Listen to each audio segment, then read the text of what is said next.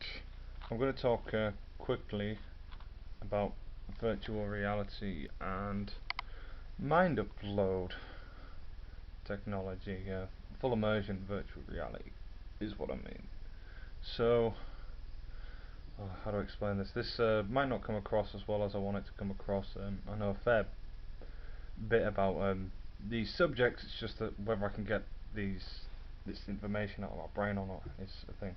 Alright, so I'll lay it out just plain and simple. I believe that at some point in my lifetime, maybe 2045, because that's what Ray Kurzweil reckons, and he's probably smart as fuck considering he takes fucking millions of minerals to keep his brain intact.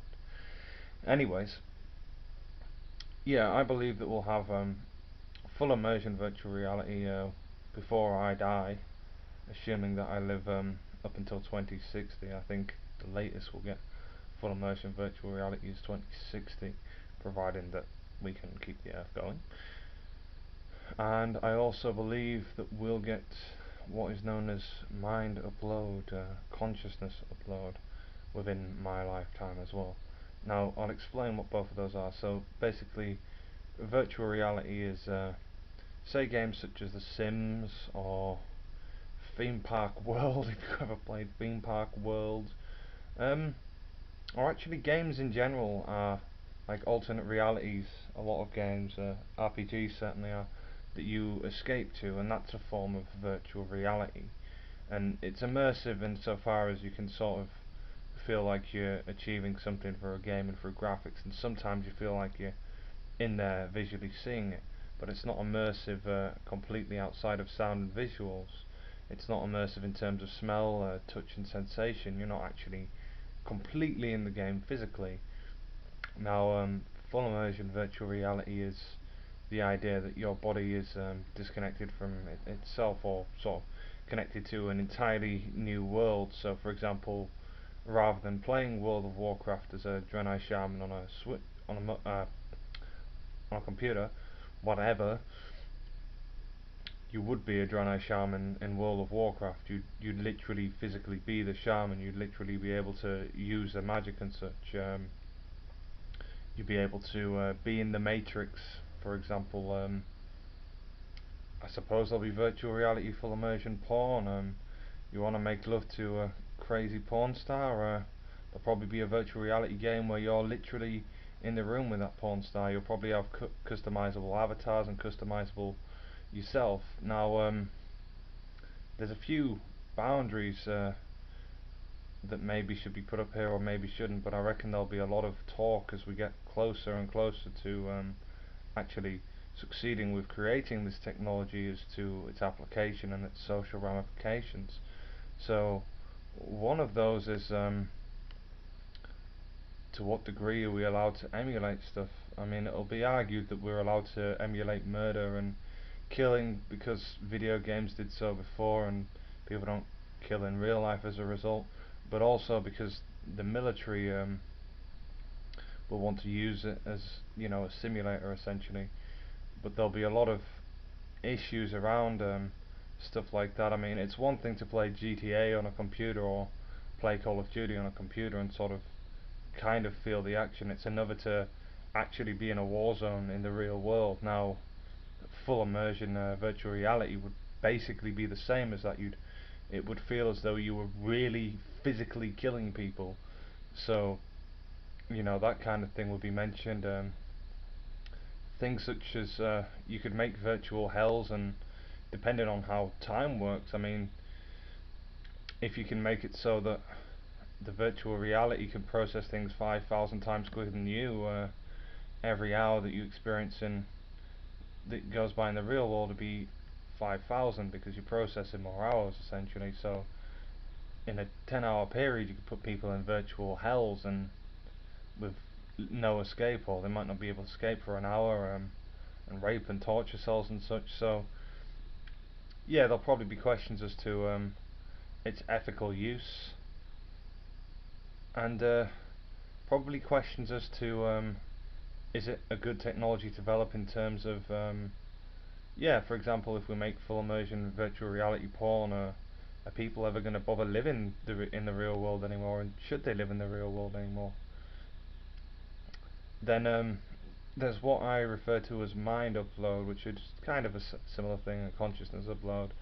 If consciousness is n- not separate from the body and the mind, or even if it is, there might be a way around it, where basically the idea is you upload your brain, your memories, and your consciousness, your being, as it were, into a computer, and until that computer burns out or stops running, you basically live forever, essentially, in the virtual world.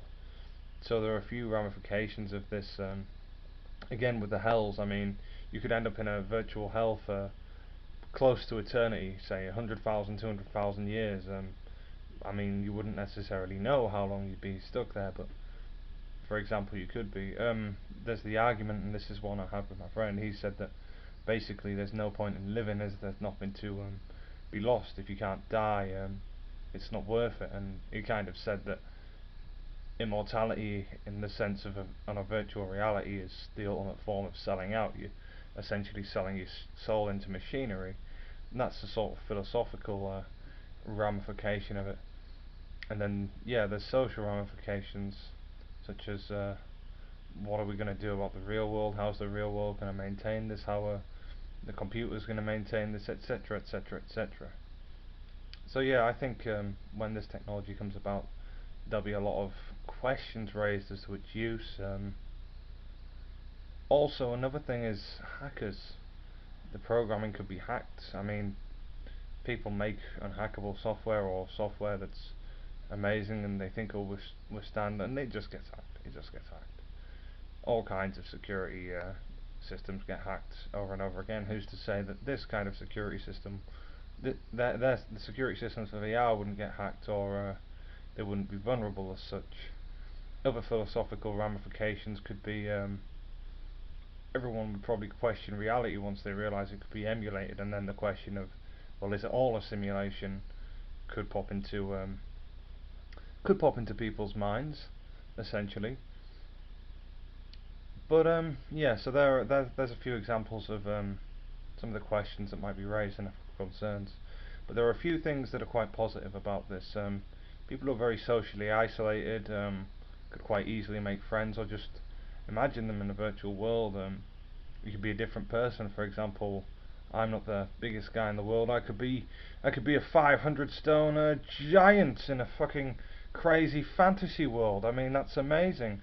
Say if I was disabled, or in a horrible way, like in a wheelchair, or I was blind, or unable to smell or feel, all of a sudden I could have these kind of feelings. Shit, I wouldn't need to buy drugs anymore because I could just virtually take them, you know? So there's a few positive things that could come out of this. Other positive things as well are like education and such. You could make pre-programmed education and classrooms with sort of conscious AI that could say teach entire classes of people, if it can process at 1,000 times speed or such. You've essentially done 1,000 hours learning within an hour. It could just be really fucking efficient learning. Yeah, that's pretty much it. Those are just a few of the benefits, really. Anyways, I'm kind of excited for it. I know it's selling out your soul, but ultimately I will go for the immortality option, and full immersion virtual reality mind upload once I realise it's safe.